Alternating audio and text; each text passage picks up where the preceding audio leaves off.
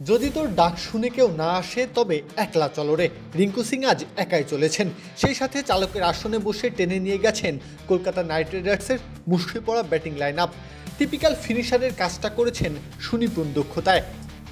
সবকিছু যখন শেষ হয়ে যায় তখনই তো নায়করা শুরু করেন। ভাঙাচোরা মাস্তুলের হাল ধরেন কাণ্ডারি হয়ে। রিঙ্কু সিং সেই কাজটাই করলেন, দুমড়ে মুচড়ে যাওয়া কলকাতাকে টেনে তুললেন। সময়টা অনুকূলে নেই কলকাতার। এই দলটার মেরুদণ্ড ভেঙে গেছে একের পর এক ব্যর্থতায়। আজও সেই একই দশা, ব্যাটিং অর্ডারের চরম বিপর্যয়।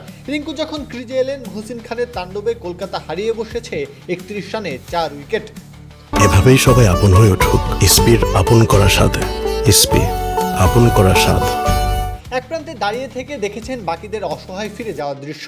93 রানে 7 উইকেট হারিয়ে ফেলার পর আর কিছুই যে বাকি থাকে না। তবে ন্যূনতম লড়াই করার পুঁজি তো চাই। রিঙ্কু তাই নিংড়ে দিলেন নিজের সমস্ত ক্ষমতা।